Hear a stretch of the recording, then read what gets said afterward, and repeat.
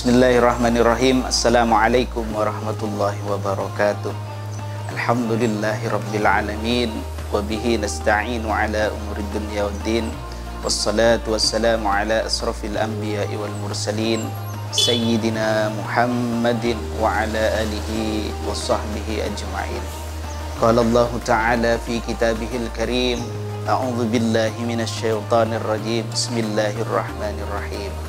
Ya ayyuhalladzina amanu kutiba alaikumusiyam kama kutiba alal ladzina min qablikum la'allakum tattaqun. Al-ayah amma ba'du. Bapak Ibu pemirsa yang dirahmati Allah, syukur alhamdulillah pada kesempatan kali ini kita masih diberikan nikmat sehat, nikmat sempat serta nikmat iman yang sampai detik ini masih melekat di dalam dada kita, sehingga kita bisa melaksanakan ibadah puasa Ramadan dalam keadaan sehat walafiat.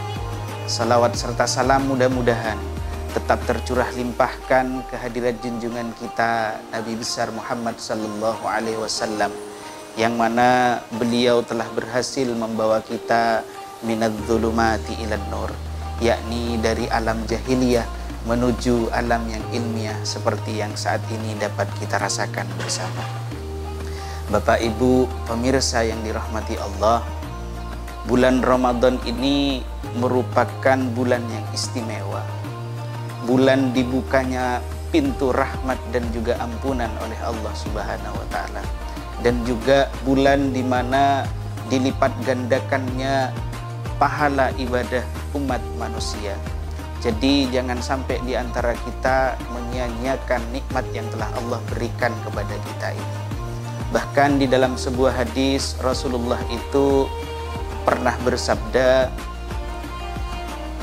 bahwasanya man fariha bidhuhuli Ramadan haramallahu jazadahu 'alan niran, yang artinya barang siapa yang senang, yang gembira dengan datangnya bulan suci Ramadan ini, maka Allah mengharamkan jasadnya itu nanti masuk ke dalam api neraka.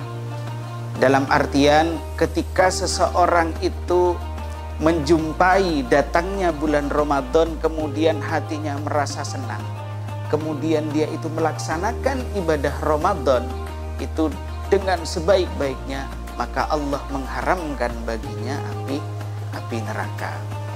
Nah, dalam hal ini banyak di antara orang-orang mukmin khususnya yang melaksanakan puasa itu dengan berbagai macam ciri yang mereka miliki sendiri. Ada di antara mereka yang memang betul-betul melaksanakan puasa Ramadan itu bukan hanya sebatas menahan diri dari rasa lapar dan juga rasa haus, tetapi sekalian dengan panca inderanya itu juga menahan diri dari segala perbuatan maksiat. Maka ketika melihat hal itu, ada di antara orang-orang mukmin yang melaksanakan ibadah puasa itu, ternyata ada di antara mereka itu yang termasuk orang-orang yang merugi. Nah, lantas siapa di antara mereka itu yang termasuk orang-orang yang merugi? Salah satu di antaranya adalah yang pertama, mereka yang berpuasa akan tetapi mereka dengan sengaja meninggalkan perintah sholat yang 5 waktu. Jadi memang benar mereka itu puasa ya. Jadi ketika sahur mereka bangun sahur, tapi setelah sahur malah mereka itu tidur sehingga sholatnya kebablasan. Jadi mereka itu tidak sholat subuh, bahkan bangunnya sampai siang ya, bahkan sore, sehingga sholat fardunya itu ditinggalkan. Maka orang-orang yang seperti inilah yang dimaksud dengan orang-orang yang merugi. Memang betul dia itu ketika berpuasa dia itu mendapatkan pahala dari Allah, tetapi kelak di akhirat dia itu tidak akan bisa menuai pahala puasanya, karena pada hakikatnya as-salatu imaduddin, as-salatu miftahul khair, as-salatu miftahul jannah. Jadi salat itu merupakan tiang agama. Salat itu merupakan kunci dari setiap kebaikan, dan salat itu juga kunci dari surga. Jadi ketika seseorang itu melaksanakan puasa tapi dia itu tidak melaksanakan sholat yang 5 waktu, maka nantinya kelak di akhirat dia itu tidak bisa menuai pahala puasanya. Karena kunci dari segala kebaikan, kunci dari surga itu tidak lain adalah sholat. Untuk itu marilah kita itu senantiasa menjaga sholat kita itu dengan sebaik-baiknya, agar nantinya kita itu tidak termasuk orang-orang yang merugi.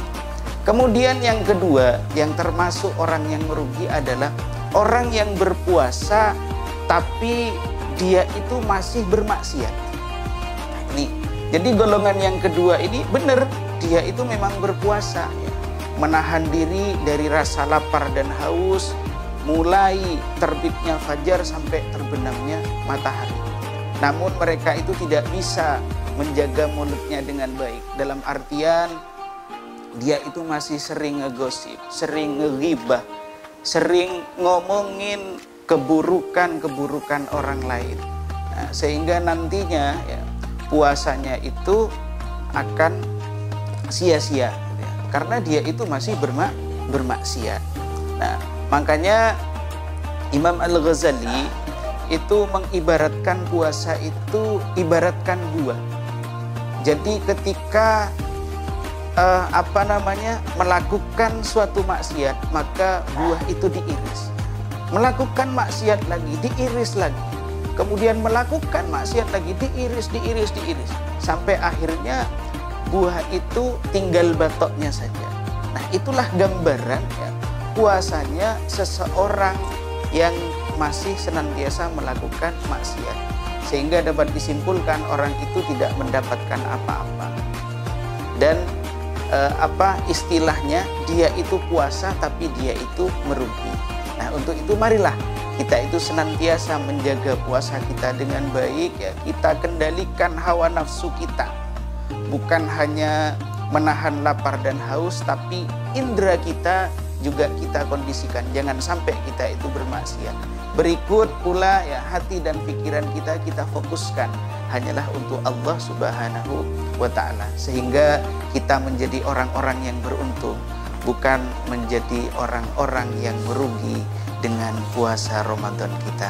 Kurang dan lebihnya mohon maaf. Wassalamualaikum warahmatullahi wabarakatuh.